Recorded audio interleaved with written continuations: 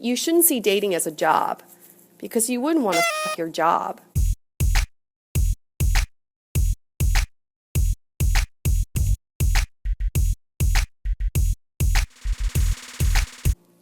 Hey guys, Miss Singlefied here, answering guys' dating questions from a girl's perspective.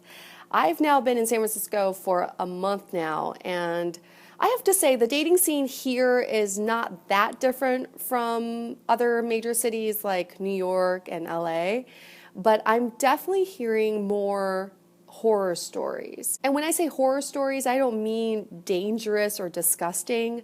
These stories are more awkward and quirky. So I would sum up San Francisco as a place where very socially awkward people hide behind dating apps, and their true awkward colors show when they meet in person, and that's where the magic happens. If you stay tuned until the end of this video, I'll share with you the best dating horror story I've heard so far from a girl. Okay, question time. This one's from Ethan F., who says, "Dear Miss Singlefied, I've been in the dating scene for almost a year now after my previous relationship ended, and I just gotta say, I hate it. It's so exhausting, and at times it feels more like a burden to go out and meet people. I've gotten to a point where I'm not even bothering with dating. I'm hoping the right girl will just appear someday. Is it wrong of me to think like that?" Well, Ethan, you're definitely not alone in this. A lot of people say that dating is exhausting, it's tiring. Some even equate it to job interviews, which just shows how stressful it could be. And I get it, because we're constantly trying to be a psychic and try to read that person's mind, trying to figure out what the next step is. And nowadays there are 1,000 dating apps and websites out there, so you feel like you really have to exhaust all your options to find the one. Dating was so much simpler back in the day before the internet, because all of your options were geographically limited and your network is a lot smaller, so you're meeting a lot less people. But now with all these options at our fingertips, we're burdened with the paradox of choice. On one hand, there are a lot of options for us to choose from, but on the other hand, it's just that much harder to find the one. But a part of what I love to do with Singlefied is, in addition to making dating easier for you guys, I also want to make it fun. Because fundamentally, dating is about meeting new people, and it's the ultimate social experiment to see who you end up with. So with that said, I'm going to give you a few suggestions to make dating a little bit more fun. Suggestion number 1, go on a date with someone you would normally not go for. Part of what makes dating exhausting and repetitive is when you end up going out with the same people over and over again. So you end up having the same conversation over and over again. Why not expand your search, expand your demographic, and just bam, go for that one over there, like the opposite of what you normally go for. What keeps life interesting and exciting is when you push yourself out of your comfort zone. So try that with dating. Suggestion number 2, have your friends set you up on a complete blind date. And what I mean by a complete blind date is you go into the date not knowing anything about her.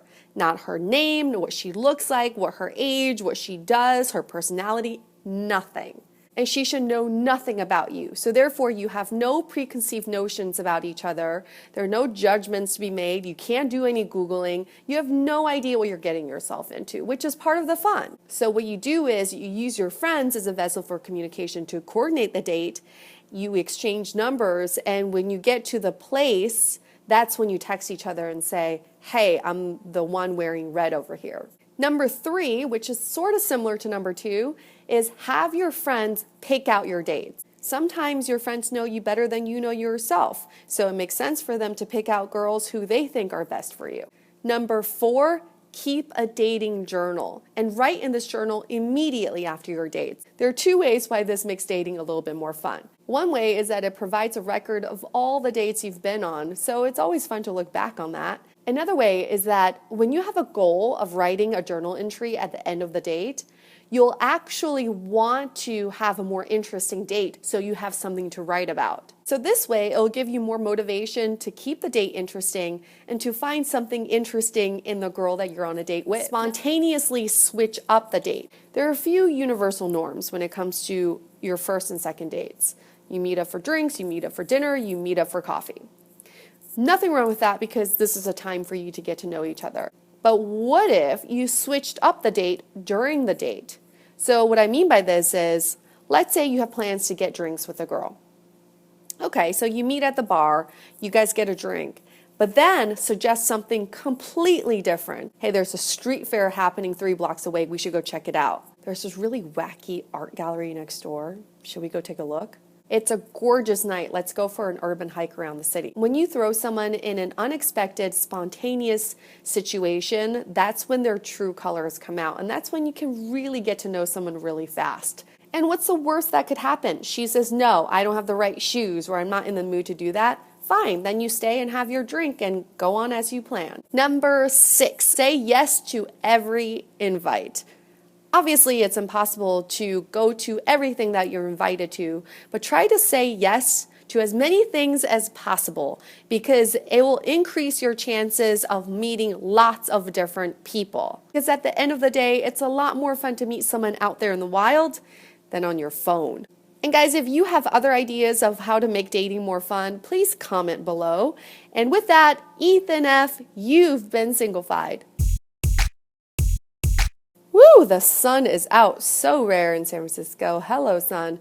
Okay, I'm going to tell you guys this horror story, the best horror story I've heard when it comes to dating. And this is from a girl that went on a first date with a guy she met online.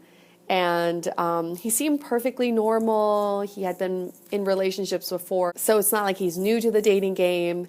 And at the end of the date, she puts on her jacket, zips it all the way up to her neck because it's so cold in San Francisco at night. They give each other a hug.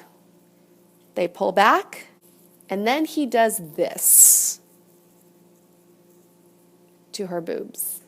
No explanation, no lead up, just jiggle, jiggle, jiggle. Yeah, if you can top that dating horror story, please comment below.